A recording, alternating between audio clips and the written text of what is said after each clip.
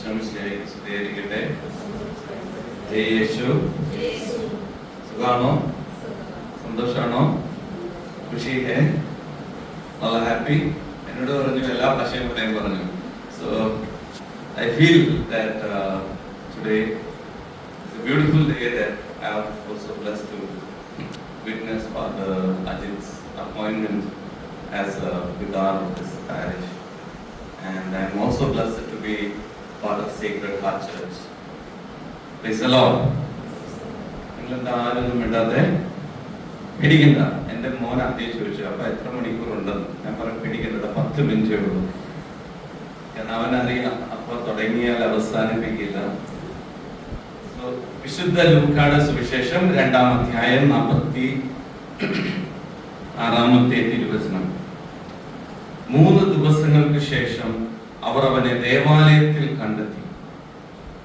അവൻ ഉപാധ്യായന്മാരുടെ ഇടയിലിരുന്ന് അവർ പറയുന്നത് കേൾക്കുകയും അവരോട് ചോദ്യങ്ങൾ ചോദിക്കുകയും ചെയ്യുകയായിരുന്നു.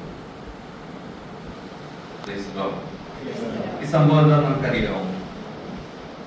സന്തോഷത്തിന്റെ രഹസ്യങ്ങളിൽ 5-ാമത്തെ രഹസ്യം അല്ലേ? ഒന്ന് പറയാമോ എന്താണ് 5-ാമത്തെ രഹസ്യം? അത് നമ്മൾ സാധാരണ പറയുന്നത് എങ്ങനെയാ? കാണാതാകുകയും എന്താ പറഞ്ഞ തർക്കിച്ചുകൊണ്ടിരിക്കുക അല്ലേ? ഈശോ തർക്കിക്കുകയായിരുന്നു. അല്ല, വളരെ ബ്യൂട്ടിഫുൾ ആയിട്ടുള്ള ഒരു സന്ദേശം അവിടെയുണ്ട്. എന്താണ് പറയുക? മാതാപിതാക്കൾക്കും മക്കൾക്കുമുള്ള സന്ദേശം. ഞാൻ ഈശോയോട് ചോദിച്ചു ഇന്നെന്താ പറയേണ്ടതെന്ന്. അപ്പൊ ഈശോ പറഞ്ഞു ഞാൻ തർക്കിച്ച കാര്യം നീ അവരോട് പറയണം.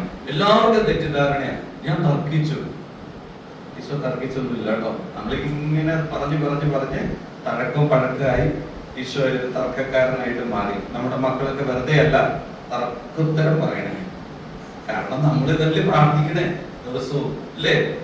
5-ാമത്തെ ഉപദേശം വേദസാക്ഷികളുടെ ഇടയിൽ തർക്കിച്ചുകൊണ്ടിരിക്കുമ്പോൾ കണ്ടെത്തി. പിന്നെ നമ്മുടെ മക്കൾ തർക്കിക്കാതിരിക്കുമോ? ആദ്യ ഭാഗം ഇപ്രകാരമാണ് പറയുന്നത്. എന്താണ്? അവർ പറയുന്നത് കേൾക്കുകയും. ഇത് കുഞ്ഞുങ്ങൾക്കുള്ളത്, കുട്ടികൾക്കുള്ളതാണ്. He was listening. Hallelujah. ഇന്ന് അച്ഛൻ വായനയിൽ പറഞ്ഞു ഇല്ലേ? എന്തായിരുന്നു പിതാവ് പറഞ്ഞ കാര്യം? നമ്മൾ ക്രിസ്തു കേന്ദ്രീകൃതമാകണം. യേശുവിനെയാണ് നമ്മൾ പഠിക്കേണ്ടത്. എനിക്ക് എപ്പോഴും സംശയം, ദൈവം എന്തിനാ മനുഷ്യനായത്? മനുഷ്യനാകേണ്ട ആവശ്യമുണ്ടോ? മനുഷ്യനെ രക്ഷിക്കാൻ ഈ അച്ഛൻ എങ്ങനെയാ ഇന്ന് കുമ്പസാരത്തിൽ പാപം മോചിച്ചു? എന്റെ പാപങ്ങളെല്ലാം ഞാൻ മോചിച്ചിരിക്കുന്നു ഇല്ലേ? മറന്നാ പോരെ? ക്ഷമിച്ചാ പോരെ? അങ്ങനെയല്ലേ? അല്ലേ? പക്ഷേ ദൈവം മനുഷ്യനായി എന്താ പറയുന്നേ? എല്ലാ പീഡകളേറ്റു, സഹിച്ചു, മരിച്ചു. ദാനം ചെയ്യേണ്ട വല്ല ആവശ്യമുണ്ടോ സിസ്റ്ററെ? എന്തിനാ കഷ്ടപ്പാടൊക്കെ? അല്ലെങ്കിൽ ഇതിനൊക്കെ അങ്ങ് മാറ്റിയിട്ട് ഡിലീറ്റ് ചെയ്തിട്ട് പുതിയതൊന്നിനെ ക്രിയേറ്റ് ചെയ്താൽ പോരെ? നിങ്ങൾ ഇന്ത്യക്ക് മിണ്ടത്തില്ലേ? പോരെ? പക്ഷേ കർത്താവ് മനുഷ്യനായി. എന്തിനായി മനുഷ്യനായതെന്ന് എനിക്കും സംശയമായിരുന്നു. മനുഷ്യനായത് എന്തിനാണ്? നമ്മുടെ ഈ കാറ്റഗറിസ് എന്താണെന്നറിയാമോ? ഈശോ എന്തിനാ മനുഷ്യനായതെന്ന് പഠിക്കാനാണ്. നമ്മൾ മനുഷ്യരാകാൻ വേണ്ടിയിട്ട് മനുഷ്യൻ എന്തായിരിക്കണം, മനുഷ്യൻ എങ്ങനെ ആയിരിക്കണം എന്ന് പഠിപ്പിക്കാൻ വേണ്ടിയിട്ട് ഈശോ മനുഷ്യനാണ്. ദൈവം മനുഷ്യനായി. ഈശോയിൽ നിന്നാണ് ലോകം മുഴുവനും മനുഷ്യത്വം എന്താണെന്ന് പഠിച്ചത്. ഞങ്ങൾ ഇന്നലെ ഇന്ദിരാഗാന്ധിയുടെ ഭവനത്തിൽ പോയി. അവിടെ നിങ്ങൾ പോയിട്ടുണ്ടാവും അല്ലേ? അവിടെ ഒരു പൂജാമുറിയുണ്ട്. അതിൻ്റെ ഉള്ളിൽ നിങ്ങൾ കണ്ടിട്ടുണ്ടോ? അവിടെ ഒരു മാതാവിന്റെ രൂപമുണ്ട്, ഈശോയുടെ രൂപമുണ്ട്, അന്തോനിയോസ് പുണ്യാളന്റെയും ഉണ്ണീശോയുടെ രൂപമുണ്ട്. എനിക്ക് അത്ഭുതം തോന്നി. വെറുതെ അല്ല ഇവരൊക്കെ മനുഷ്യരായി മാറിയത്. മഹാത്മാഗാന്ധിയെ പറ്റി നമ്മൾക്കറിയാം അല്ലേ? എങ്ങനെയാ മഹാത്മാഗാന്ധി ഇത്രയും മഹാത്മാവായത്? വചനം വായിക്കുമായിരുന്നു. ഇപ്പൊ നമുക്കൊരു മുഖ്യമന്ത്രിയുണ്ട് അല്ലേ? ദിവസവും വചനം വായിക്കും. ക്രിസ്ത്യാനികള് റേഷൻ കാർഡ് വെക്കാൻ, ആധാർ കാർഡ് വെക്കാൻ, ബാങ്കിന്റെ പാസ്ബുക്ക് വെക്കാൻ വെക്കണ സാധനം എന്താണ്? ബൈബിള്. അവര് ഈശോയെ കൊണ്ടുപോയി. നമ്മുടെ ഇപ്പോഴത്തെ ഭാഷയിൽ പറഞ്ഞ അവര് ഈശോയെ തൂക്കി. മനസ്സിലായോ? നമ്മളിപ്പോഴും ഇല്ലേ റോസു? നമ്മളിപ്പോഴും ഈ ലോകത്തേക്ക് ഇങ്ങനെ നടക്കുക. പള്ളിയിൽ വരും, അവൻ കേട്ടു. അതാണ് ഈശോ നൽകുന്ന മാതൃക. കുഞ്ഞുങ്ങൾക്ക് ഈശോ നൽകുന്ന മാതൃക. അപ്പനും അമ്മയും പറയുന്ന, ടീച്ചേഴ്സ് പറയുന്ന, മുതിർന്നവര് പറയുന്നത് കേട്ടു. എന്നിട്ട് അവൻ ചോദ്യങ്ങൾ ചോദിച്ചു. ചോദ്യങ്ങൾ ഉണ്ടാകുന്നിടത്താണ് നിങ്ങൾക്ക് സംശയങ്ങൾ ഉണ്ടാകണം, ചോദ്യം ഉണ്ടാകണം. ദൈവത്തെ ചോദ്യം ചെയ്യണമെന്ന് വരെ ഞാൻ പറയും.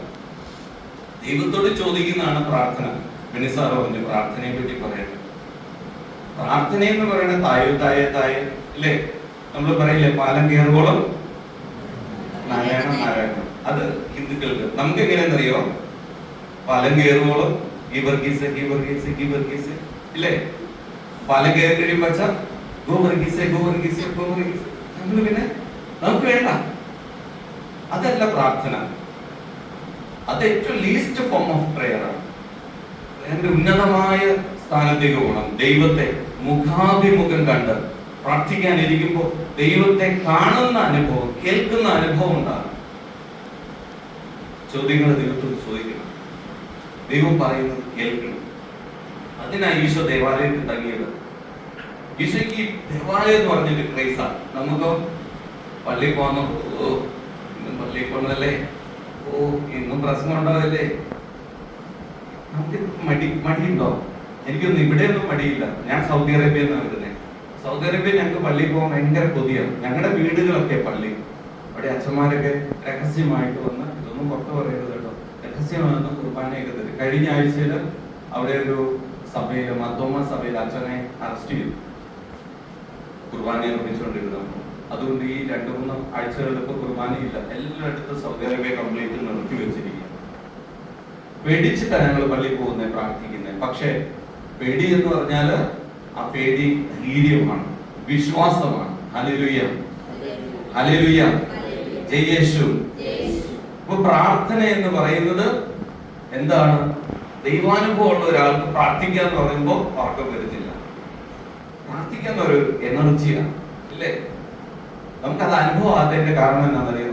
നമ്മൾ ഇങ്ങനെ കുറെ പ്രാർത്ഥനകളിൽ ചൊല്ലി മടുത്തു.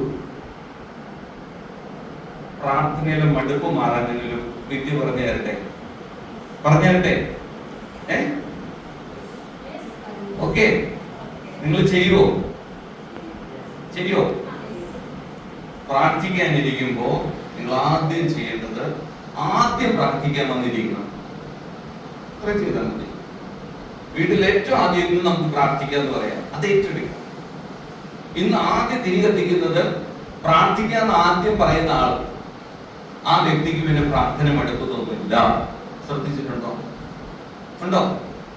ആദ്യമേ നിങ്ങൾ തന്നെ പറയണം, ഇന്ന് എനിക്ക് പ്രാർത്ഥിക്കാം, നമുക്ക് പ്രാർത്ഥിക്കാം. സാത്താൻ നിങ്ങൾക്ക് പോകും. നിങ്ങൾ ആദ്യം ഈ സാത്താൻ കേറുന്ന എവിടെയെന്നറിയോ? എവിടെയാ? ഇവിടെ മടി തലയിലോട്ട് കയറും. തിരുവോട് ഉറങ്ങാം, ഇല്ല വേണ്ട, ഇപ്പൊ ഇനി കളിക്കാം, അല്ലെങ്കിൽ വീഡിയോ ഗെയിം കാണാം, ഇങ്ങനെ പോകും. ഇപ്പൊ നമ്മൾ പ്രാർത്ഥിക്കാൻ ഈശോയെ പോലെ, ഈശോ 12ാമത്തെ വയസ്സിൽ ദേവാലയം എന്ന് പറഞ്ഞവന് പ്രൈസ് ആയിരുന്നു. 12ാമത്തെ വയസ്സിൽ ഈശോ ദേവാലയം വിട്ട് പോയില്ല.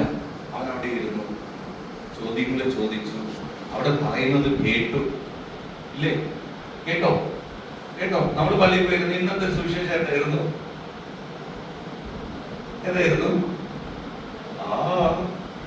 പാട്ടുപാടുന്നവരോ ആന്ന് പറയാം, നമ്മൾ കേട്ടില്ല. ഇതെന്താ പറഞ്ഞേ? നമ്മൾ അറിഞ്ഞില്ല, ഇല്ലേ? നമ്മൾ ലാസ്റ്റ് പായസം ഉണ്ടെന്ന് പറയുന്നത് എന്തോ കേട്ട പോലെ തോന്നുന്നു, ഇല്ലേ? അത് മാത്രം കേട്ടു. അവിടെ നമുക്ക് ഇൻട്രസ്റ്റ്. ഞാൻ നിർത്തുകയാണ്. ഈശോ നമ്മെ അനുഗ്രഹിക്കട്ടെ. അപ്പൊ ഇന്ന് പഠിപ്പിച്ച 2 കാര്യം എന്താണ്? കേൾക്കണം, ചോദിക്കണം. പ്രാർത്ഥന is listening and asking. Not only asking, listening and asking. Jai Yeshu. Praise the Lord.